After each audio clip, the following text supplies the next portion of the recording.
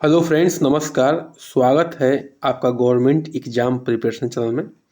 देखिए, हम लोग यूपी पीएससी, आरओ यारो और पीसीएस, ठीक है, पीसीएस दोनों के लिए हम लोग क्या कर रहे हैं, स्मार्ट तरीके से अपने स्टडी को आगे बढ़ा रहे हैं। जो भी मार्केट में 5 महत्वपूर्ण किताबें हैं उनका हम लोग डीप एनालिसिस कर रहे हैं। उन प्रश्नों का एनालिसिस कर रहे हैं जो आ चुके हैं या जिन पे जो है प्रश्न बनने के चांस बनते हैं, थोड़ा सा गहराई में जाके। और इतना ही एनालिसिस करेंगे जो हमारी परीक्षा के लिए क्या है, बेनिफिशियल है और बहुत जरूरी है। चलिए शुरू करते हैं आज का सेशन बिना स्किप किए हुए। इस वीडियो को आप लोग देखिए और बिना घबराए हुए, ठीक है। पहला प्रश्न क्या है, 1928 में अखिल भारतीय ट्रेड यूनियन कांग्रेस के अध्यक्ष कौन थे? ये अभी हाल ही में पूछा गया था, ठीक है, 2021 वाले आयु में। उसी पेपर का हम लोग एनालिसिस कर रहे हैं। तो जवाहरलाल नेहरू जो है अखिल भारतीय ट्रेड यूनियन कांग्रेस के अध्यक्ष 1928 में बने थे। अच्छा, प्रश्न ये बनता है कि अखिल भारतीय ट्रेड यूनियन कांग्रेस के प्रथम अध्यक्ष कौन थे? तो प्रथम अध्यक्ष थे लाला लाजपत राय जी, ठीक है। लाला लाजपत राय जी जो है अखिल भारतीय ट्रेड यूनियन कांग्रेस के क्या थे, प्रथम अध्यक्ष थे। 1929 में, देखिए 28 में तो जवाहरलाल नेहरू बने थे और 1929 में इसके नए अध्यक्ष जो है सुभाष चंद्र बोस जी चुने गए थे।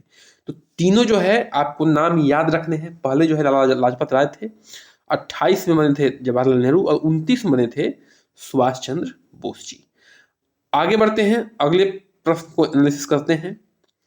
बलकास झील जो है कहाँ पर स्थित है? तो वह जो है कजाकिस्तान में स्थित है, ठीक है। बलकास झील जो है कजाकिस्तान में स्थित है।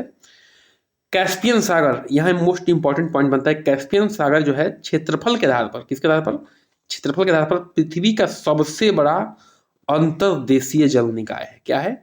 पृथ्वी का सबसे बड़ा अंतर्देशीय जल निकाय कौन है? वो है आपका कैस्पियन सागर, ठीक है।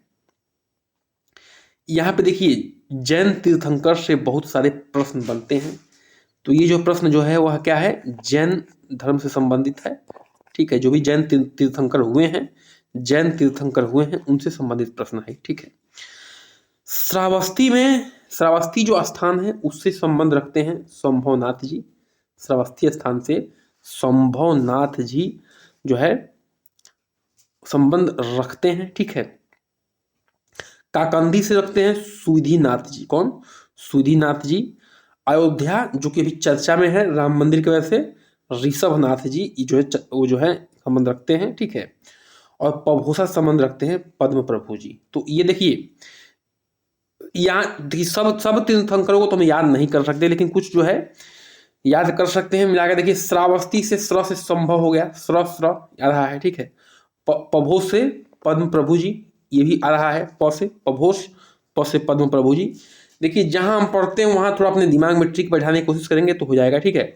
ऋषभनाथ जी भी बहुत चर्चित तीर्थंकर हैं और अयोध्या भी इस समय चर्चा में है, तो यहाँ से भी थोड़ा सा हम लोग वो कर सकते हैं। बाकी देखिए याद तो करना ही पड़ेगा आपको। आप जैसे याद करिए, ट्रिक के साथ याद करिए, कुछ कॉमन सेंस लगाइए, ठीक है। अपना अपना तरीका है, लेकिन जो चीज़ आती है, पूछी जाती है, उसका जो है हम लोग यहाँ पे एनालिसिस कर रहे हैं, ठीक है। देखिए ये प्रश्न है राजा राम मोहन राय के बारे में। 1809 में राजा राम मोहन राय ने अपनी पुस्तक गिफ्ट टू मोनोथिस्ट, ठीक है, यानी कि एकेश्वरवादों के लिए, एक ईश्वर को मानने वालों के लिए गिफ्ट नाम से एक पुस्तक लिखा था। गिफ्ट टू मोनोथिस्ट के नाम से किस भाषा में लिखा था, ये प्रश्न पूछा गया है, ठीक है। तो जो है फारसी भाषा में इस पुस्तक को उन्होंने लिखा था राजा राम मोहन राय ने। अच्छा, दो इंपॉर्टेंट काम किया था उन्होंने। 1815 में आत्मीय सभा का गठन किया था, ठीक है, और 1828 में ब्रह्म सभा का गठन किया था, ठीक है। कौन? वो थे राजा राम मोहन राय जी। तो ये दोनों पॉइंट जो है इंपॉर्टेंट हैं। यह जो है भारत के आधुनिक पितामह कहे जाते हैं। आधुनिक पितामह जो है राजा राम मोहन राय को कहते हैं। बहुत ही ज़्यादा विद्वान व्यक्ति थे, कम से कम 10 से 12 भाषाओं का ज्ञान रखते थे ये, ठीक है। फारसी भाषा में लिखा था गिफ्ट टू मोनोथिस्ट किताब। 1815 में आत्मीय सभा और 1828 में ब्रह्म सभा का गठन किया था राजा राम मोहन राय जी ने। अब देखते हैं, देखिए ये जो है हार्मोन आते हैं, प्रश्न ऐसे बन के आते हैं कि इनमें से कौन सा हार्मोन पादप हार्मोन है या पौधे वाला हार्मोन है, कौन सा हार्मोन जो है मानव हार्मोन है। ये प्रश्न बन के आपके एग्जाम में आता है, ठीक है, ऐसा प्रश्न आया हुआ है। साइटोकाइनिन क्या है? एक पादप हार्मोन है, यानी कि पौधा से संबंधित हार्मोन है। अच्छा, अन्य पादप हार्मोन कौन कौन से हैं? ऑक्सिन है, एथिलीन है, एब्सिसिक अम्ल है, ठीक है, एब्सिसिक अम्ल है, और जिब्रेलिन्स है। ये सब क्या है? ये सब भी पादप हार्मोन है। जो साइटोकाइनिन हार्मोन है, इसका मुख्य कार्य जो है क्या होता है? कोशिका विभाजन को प्रेरित करना, ठीक है। बिना कोशिका विभाजन के डेवलपमेंट तो होगा नहीं, विकास तो होगा नहीं किसी भी जीव का, चाहे वो पौधे हो चाहे वो जंतु हो। तो साइटोकाइनिन क्या करता है पौधों में? ये जो है क्या करता है? साइटोकाइनिन कोशिकाओं को विभाजन करने का काम करता है, प्रेरित करता है। प्रश्न संख्या 6 पे आते हैं। पौधे नाइट्रोजन को किस रूप में ग्रहण करते हैं? तो नाइट्रेट के रूप में ग्रहण करते हैं, ठीक है। पौधे जो है नाइट्रोजन को किस रूप में ग्रहण करते हैं? तो नाइट्रेट के रूप में ग्रहण करते हैं। देखिए, लेकिन कुछ मात्रा में नाइट्राइट और अमोनिया के रूप में भी लेते हैं, ठीक है। नाइट्रेट के रूप में ग्रहण तो करते हैं, लेकिन कुछ मात्रा में नाइट्राइट, ठीक है, नाइट्राइट, ठीक है, और अमोनिया NH4+, ठीक है, के फॉर्म में भी, ठीक है। NH3 अमोनिया होता है, लेकिन जब कंपाउंड बनता है तो NH4+ फॉर्म में बनता है, ये ध्यान रखना है आपको। तो इस फॉर्म में भी ग्रहण करते हैं, लेकिन मुख्य रूप से नाइट्रेट के फॉर्म में ग्रहण करते हैं, ये आपको ध्यान रखना है। अच्छा, नाइट्रोजन का पौधों में काम क्या होता है? नाइट्रोजन पौधों में प्रोटीन निर्माण के लिए आवश्यक है। किसके लिए आवश्यक है? प्रोटीन निर्माण के लिए आवश्यक है। जब भी प्रोटीन का फार्मूला पढ़ते होंगे उसमें आप नाइट्रोजन जरूर देखते होंगे। इसकी कमी से पौधों की वृद्धि रुक जाती है। प्रोटीन की कमी से जंतुओं की भी वृद्धि रुकती है और पौधों की भी वृद्धि रुक जाती है। तो नाइट्रेट जो है पौधे की वृद्धि के लिए आवश्यक है, क्योंकि ये जो है क्या करता है? प्रोटीन निर्माण में आवश्यक है। देखिए, अब ऐसे भी प्रश्न आपके एग्जाम में पूछे गए हैं, फिर से भी पूछे जाने के चांस बनते हैं। बादशाह और ये इनके दीवान, बताइए उनके दीवानों के नाम। अकबर के दीवान कौन थे? वो थे मुजफ्फर खान। मुजफ्फर खान जो है अकबर के दीवान थे। जहांगीर के दीवान कौन था? गियास बेग एतमाद उदौला, ठीक है, गियास बेग एतमाद उदौला। शाहजहां के सादुल्लाह खान। शाहजहां कौन थे? सादुल्लाह खान थे। औरंगजेब के कौन थे? अरशद खान थे। औरंगजेब कौन थे? अरशद खान थे। ये सब क्या हैं? ये सब जो बादशाह हैं और ये सब क्या है? इनके दीवान हैं, याद रखना है, ठीक है। कठिन काम है, लेकिन आता है तो याद तो करना ही पड़ेगा। अब देखिए, ये बहुत ही इंपॉर्टेंट आपके लिए एग्जाम के लिए है। क्यों इसलिए इंपॉर्टेंट है कि ये कम से कम यूपी के एग्जाम में हजारों बार जो है इससे संबंधित प्रश्न आए होंगे, ठीक है। चारों पॉइंट की बात मैं कर रहा हूँ, चारों पॉइंट की। राष्ट्रीय जैविक खेती केंद्र गाजियाबाद में, ठीक है, राष्ट्रीय जैविक खेती केंद्र गाजियाबाद में है। भारतीय दलहन अनुसंधान, यानी कि दाल से संबंधित अनुसंधान केंद्र जिसपे खोज होता है, वह कानपुर में है। दाल से संबंधित अनुसंधान केंद्र कहाँ पे है? कानपुर में है। भारतीय सब्जी अनुसंधान, यानी कि सब्जी पर जहाँ पे रिसर्च होता है वह जो है वाराणसी वाला, वहाँ वाराणसी में है, ठीक है। भारतीय गन्ना अनुसंधान केंद्र, यानी कि ईख पे, गन्ना पे जो अनुसंधान केंद्र है वह कहाँ पे है? उसका जो है लखनऊ में मुख्यालय है। तो ये चारों पॉइंट इंपॉर्टेंट है और ये जो है हजारों बार एग्जामों में पूछा गया है, ठीक है, आंख मूंद के। तो इसको याद कर लेना है आपको, ठीक है। प्रश्न संख्या 9 पे आते हैं। देखिए, यहां से प्रश्न आता है, वृक्ष का नाम दे देगा और ये पूछेगा कि यह किस तरह के, ठीक है, वन से संबंधित ये वृक्ष है, ठीक है।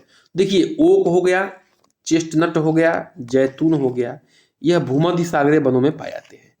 जो भूमध्य सागरीय वन है, जो जहाँ पर जलवायु पाई जाती है, वहां पे जो है ओक, चेस्टनट, जैतून टाइप के वृक्ष पाए जाते हैं। अगला पॉइंट है, कौन सा मैंग्रोव क्षेत्र गोदावरी नदी के डेल्टा पर अवस्थित है? तो है कुरिंगा। जो कुरिंगा वन क्षेत्र है, कुरिंगा मैंग्रोव है, वह गोदावरी नदी के डेल्टा पर पाया जाता है, ठीक है, गोदावरी नदी के डेल्टा पर पाया जाता है। यह भारत में सुंदरवन के बाद दूसरा सबसे बड़ा मैंग्रोव क्षेत्र है, ठीक है। यह भारत में सुंदरवन के बाद दूसरा सबसे बड़ा मैंग्रोव क्षेत्र है। कौन? वो है आपका कोरिंगा, ठीक है।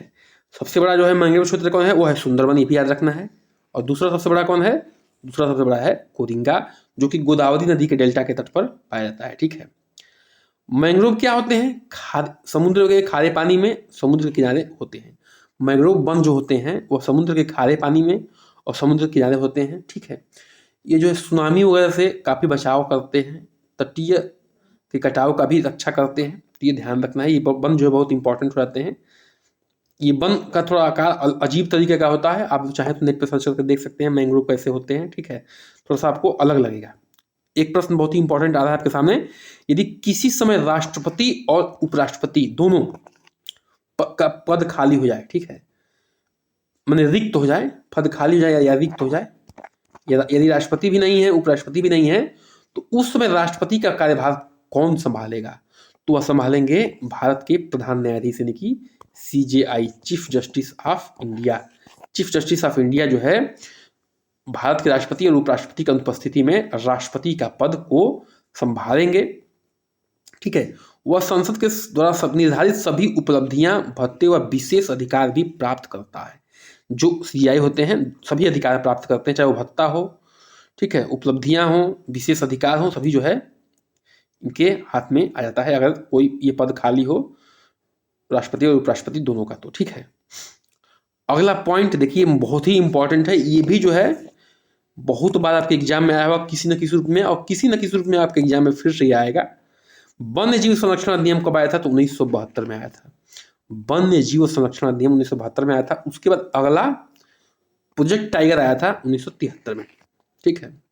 टाइगरों की संख्या घट रही थी, ठीक है, और तो उन्होंने इंदिरा गांधी ने सोचा कि जो है इस पर बचाव के लिए भी कार्यक्रम आना चाहिए। प्रोजेक्ट हाथी जो है 92 में आया है।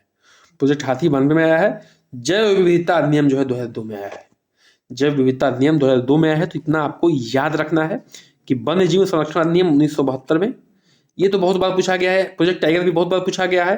प्रोजेक्ट हाथी भी पूछा गया है, थोड़ा सा ये कम बार पूछा गया, लेकिन पूछे सब गए हैं आपके एग्जाम में किसी न किसी रूप में।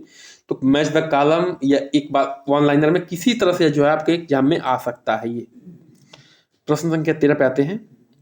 1817 में डेविड हेयर द्वारा कहाँ का प्रसिद्ध हिंदू कॉलेज की स्थापना की गई? देखिए ऐसे ऐसे प्रश्न भी आते हैं, आए हैं, ठीक है। पिछले आर यादव के एग्जाम में ये प्रश्न आया हुआ है कि 1817 में डेविड हेयर द्वारा कहाँ का प्रसिद्ध हिंदू कॉलेज की स्थापना की गई? तो कोलकाता का, ठीक है, कोलकाता का जो है। तो प्रसिद्ध हिंदू कॉलेज की स्थापना कब की गई? 1817 में। भी याद रखना किसने की? डेविड हेयर ने की। तो प्रश्न ऐसे घूम घूम के आएंगे और इसको आपको ध्यान रखना है। रॉकेट किस सिद्धांत पर कार्य करता है? संवेग संरक्षण के नियम पर, ठीक है। P बराबर m इंटू वी, ठीक है, मास इंटू वेलोसिटी, इस पे काम करता है। m1v1 इक्वल टू m2v2, ठीक है, इस कंसेप्ट पे काम करता है, ठीक है। तो संवेग के संरक्षण पे, मोमेंटम के संरक्षण पे काम करता है। संवेग संरक्षण पे अन्य उदाहरण भी है, जैसे हवा में से भरे गुब्बारे और बंदूक से निकली गोली, ठीक है, ये भी संवेग संरक्षण पे ही काम करते हैं। आगे बढ़ते हैं और आज के अंतिम प्रश्न पे आते हैं। स्मारक और निर्माता, देखिए ऐसे ऐसे कठिन प्रश्न जिनका नाम अभी आपने सुना भी नहीं होगा, ऐसे प्रश्न भी आपके एग्जाम में आए हैं और इसको देखना है, ठीक है। अटाला देवी मस्जिद, इसके निर्माता है इब्राहिम शाह सरकी। इब्राहिम शाह सरकी जो है अटाला देवी मस्जिद के निर्माता हैं। छोटा सोना मस्जिद वली मोहम्मद है, ठीक है। कदम रसूल नुसरत शाह हैं। अदीना मस्जिद पंडुआ ये सिकंदर शाह है, ठीक है। देखिए मैं बता दूं कि जो अवध में जो छोटे छोटे बादशाह हुए हैं उन्होंने जो निर्माण कराया, क्योंकि ये प्रश्न जो बने हैं ये छोटे हैं, मतलब कि मुगल शासक हैं, ठीक है, उनके पार्ट हैं, लेकिन चूंकि उत्तर प्रदेश का एग्जाम है तो उत्तर प्रदेश के बारे में जानना भी जरूरी है, तो इसलिए जो है ऐसे प्रश्न बन जाते हैं जो कि हमें लगता है कि यदि ऐसे प्रश्न नहीं बनने चाहिए थे, लेकिन उत्तर प्रदेश संबंधित प्रश्न है। जो भी छोटे छोटे राजा महाराजा हुए हैं उनको भी ध्यान रखना होता है, ताकि जो है अन्य लोग जो कि बाहर से एग्जाम देने आते हैं वो उनके लिए थोड़ा सा कठिन हो जाए, इसलिए राज्य सरकार है ये भी ध्यान रखती है। तो हमको थोड़ा सा राज्य के बारे में भी इतना भी पढ़ना जरूरी होता है। तो ये राज्य, ये मत समझिए कि कठिन है, ये राज्य से संबंधित प्रश्न है आपके सामने जो है आपके मतलब कि स्क्रीन पे दिख रहा है, ठीक है। तो आज का सेशन हमारा समाप्त होता है। कृपया करके आप जो है चैनल को सब्सक्राइब कर दीजिए, लाइक करिए, शेयर करिए, कमेंट करिए। वीडियो अच्छी लगे तो बिल्कुल सब्सक्राइब बिल्कुल करिए, ठीक है। बन रही हमारे साथ। नमस्कार, जय हिंद।